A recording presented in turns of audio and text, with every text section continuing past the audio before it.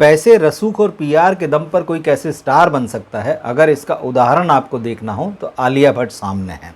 और अगर आप आलिया भट्ट की पूरी फिल्मोग्राफी उठाकर ना भी देखना चाहें तो इस शुक्रवार को उनकी जो फिल्म रिलीज़ हुई है जिगरा, वो देख लीजिए।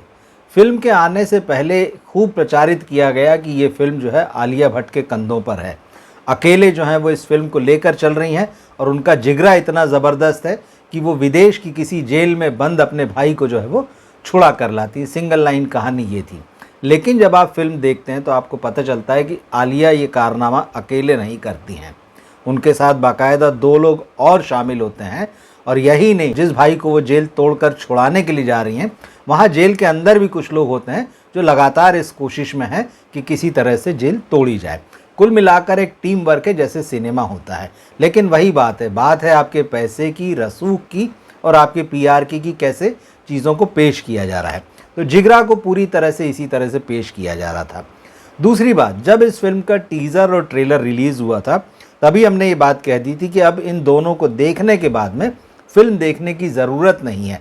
और उसकी वजह ये, क्योंकि सारी कहानी जो है टीज़र और ट्रेलर में खुलकर आ जाती है। फिल्म देखने से आपको कुछ खास अतिरिक्त पता नहीं चलता है।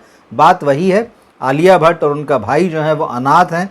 उन दोनों ने अपने पिता को आत्महत्या करते देखा। उनके पिता ने इसलिए आत्महत्या की क्योंकि उनकी पत्नी मर गई थी, इसके अलावा और कोई रीज़न नहीं दिया गया। दोनों को उनके एक बेहद करीबी रिश्तेदार ने पाला जो कि बहुत रसूखदार है, बहुत पैसे वाला है।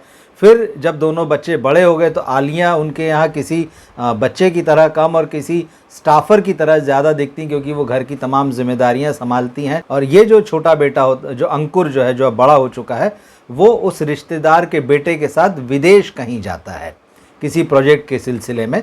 और वहाँ पर जो है ड्रग्स के मामले में दोनों फंस जाते हैं। लेकिन ये रसूखदार बाप जो है अपने बेटे को बचा लेता है, अंकुर को वहीं छोड़ दिया जाता है।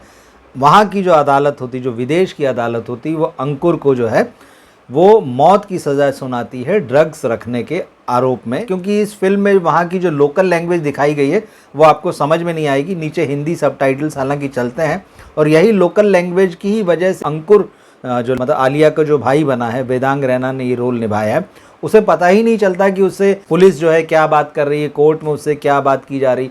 वो हाँ हाँ करता जाता है और आखिरी में ये होता है कि उसको जो बिजली की जो चेयर होती है उस पर बैठा के मौत की सज़ा दी जाने वाली है। अब ये बात जो है उसकी बहन तक आती है। बहन जो है बहुत प्रोटेक्टिव रहती है, बचपन से ही दिखाया गया है कि भाई उसके लिए सब कुछ है क्योंकि माता पिता अब है नहीं, और वो हर तरह से अपने भाई को प्रोटेक्ट करती। अब वो जो है इस देश जाती हैं। अब ये देश कौन सा है ये यहाँ नहीं बताया गया है। हालांकि ऐसा दिखाया गया है कि जो साउथ चाइना सी जो है उसी के आसपास कोई द्वीप जैसा देश है, मतलब एक छोटा सा द्वीप है जहाँ की बहुत सख्त नियम कानून है। हालांकि उसको देखते हुए आपको नॉर्थ कोरिया जैसी कुछ फीलिंग और याद आती कि बहुत सख्त है, लगभग पूरी दुनिया से कटा हुआ है वो देश और लोगों को किसी तरह की आवाज़ उठाने की आज़ादी नहीं है। और वहाँ बुरी तरह से जो है आज़ादी जैसे शब्द को, इनकलाब जैसे शब्द को जो है वो बोलने वालों को कुचल दिया जाता है, जेल में डाल दिया जाता है, भयानक टॉर्चर किया जाता है। तो ये भी एक स्टोरी हालांकि उसमें चलती है, लेकिन इसका बड़े मज़ेदार ढंग से जो है डायरेक्टर राइटर ने इसमें इस्तेमाल किया वो मैं आपको आगे बताऊंगा। तो आलिया उस देश में पहुंचती हैं। अब वहाँ से देखती, क्योंकि कानूनी कोई सहायता नहीं मिलनी, तो वहाँ उसको उसके जैसे 2 बंदे और मिलते हैं। एक का बेटा अंदर है और दूसरा पुलिस अफसर था जिसने किसी को गलती से अंदर डाल दिया, फिर उसको गिल्ट फील हुआ तो उसने नौकरी छोड़ दी। अब वो चाहता उस जेल से किसी तरह से उसको बाहर निकलवा ले। तो जेल के अंदर से भी जेल तोड़ने की कोशिशें हो रही है और बाहर से भी ये 3 लोग मिलके जो है कोशिश करती। सारा ड्रामा यही है, इसी के आसपास है। तो ऐसा कोई बहुत इनोवेटिव नहीं है और बीच में जो है बहुत लचर और बहुत धीमा हो जाता है। जैसा कि मैंने कहा कि यही प्रचारित किया जा रहा था कि आलिया जो है वो अकेले जेल ब्रेक कर लेंगी और अपने भाई को छुड़ा लाएंगी। वो मामला झूठा है, वो सिर्फ पीआर है, वो सिर्फ आलिया भट्ट की इमेज चमकाने का मामला और ये बताने का मामला है लोगों को कि वो इतनी बड़ी स्टार हो चुकी हैं कि न केवल फिल्म को अपने कंधे पर खींच सकती हैं, बल्कि फिल्म तो उनको कहीं ना कहीं लेडी अमिताभ बच्चन की तरह इस्टेब्लिश करने की कोशिश करती है।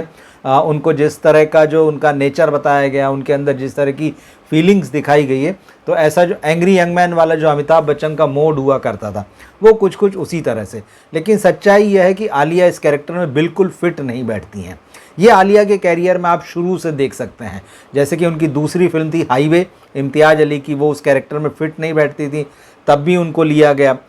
जिस पिछली उनकी जो फिल्म थी गंगूबाई काठियावाड़ी, जो संजय लीला भंसाली ने बनाई, भले ही उसमें उनको नेशनल अवार्ड मिला, कहीं से वो उस रोल में फिट नहीं बैठती, लेकिन उन्हें लिया गया। जैसा कि आप सभी जानते हैं, आलिया भट्ट जो है वो नेपो किड है और करण जौहर का उनके सिर पर हाथ रहा है, उनको बड़े बड़े बैनर्स की फिल्में मिलती रही हैं। तो खैर वो अलग किस्सा है, लेकिन अब तो आलिया भट्ट खुद प्रोड्यूसर हो गई हैं, तो स्वाभाविक है कि वो अपने आप को प्रमोट करें, तो इसमें खैर हमें कोई समस्या भी नहीं है। लेकिन बात यह है कि आप कहानी कैसी चुन रहे हैं। ऐसी कहानी आप चुन रहे हैं जिसके कैरेक्टर में आप फिट ही नहीं हैं।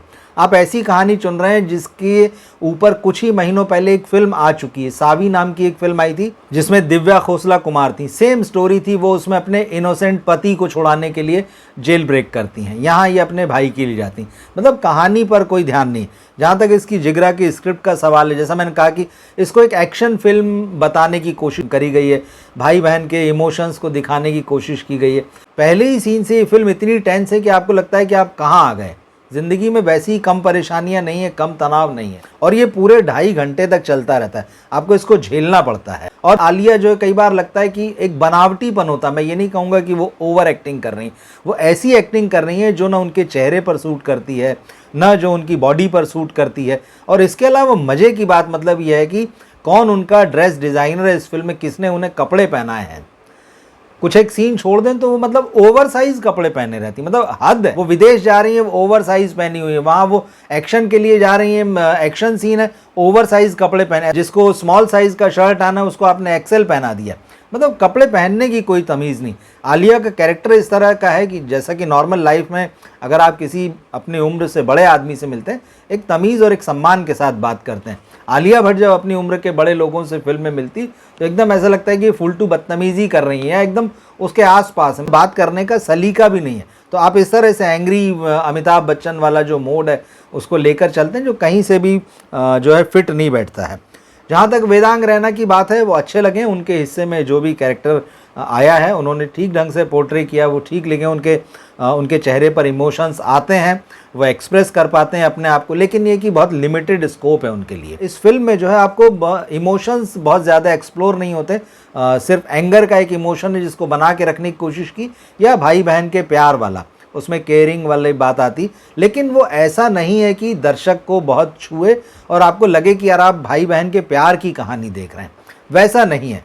फोकस जो है वो बाहर जो पूरा ड्रामा है उसके ऊपर, जेल के बाहर किस तरह से जेल तोड़ा जाए। बोरिंग है उसमें कुछ, वो दरअसल बहुत सारी चीज़ें उसमें ऐसी है कि आपको लॉजिकल नहीं लगती है, कैरेक्टर इस्टेब्लिश नहीं हुए। डायरेक्टर ने यहाँ पर जो है उन्होंने ना कैरेक्टर्स को इस्टेब्लिश करने की कोशिश की जो अलग अलग इन दो के अलावा आए हैं, या फिर वो सिचुएशंस जिसमें कि जेल तोड़ने की स्थिति बन रही है या जिस तरह से जेल तोड़ी जाएगी, उस चीज़ को लेके वो बहुत कन्विंसिंग ढंग से अपनी बात नहीं कह पाते हैं। तो फिर एकदम लगता है कि आप रियल दिखाते दिखाते अनरियल वाले जोन में चले गए कि ठीक है फिल्म है, यहाँ तो कुछ भी हो सकता। अचानक आपने जो है वो छूट ले ली है। तो इस तरह से फिल्म कई जगह पर अपनी पकड़ खो देती। और जिस देश की मैं बात कर रहा था, क्योंकि एक काल्पनिक देश यहाँ दिखाया गया है जिसकी जो समुद्री सीमा है वो मलेशिया से लगती है, तो अब आप यहाँ दिखा रहे हैं, जैसे मैंने कहा कि उसको देखते हुए कुछ नॉर्थ कोरिया टाइप की याद आती कि किसी का वहाँ पर बड़ा मजबूत जो है वो शासन है और वहाँ क्रांति वगैरह की बात नहीं हो सकती, आज़ादी की बात नहीं हो सकती। तो एक गुट है वहाँ पर जो ये सारी चीज़ें कर रहा है और जिसके लोगों को जेल में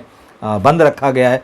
अचानक जब आलिया भट्ट का मिशन फेल होने लगता है, पहला अटैम्प्ट जो है जेल के अंदर से फेल हो जाता है और अचानक ये होता है कि बस अब तो इनको कल सज़ा होने ही वाली है, तो आप पाते हैं कि आलिया भट्ट, उनके साथ में मनोज पावा भी हैं, यहाँ पर बताया गया है कि उनका बेटा अंदर बंद है, एक और व्यक्ति है।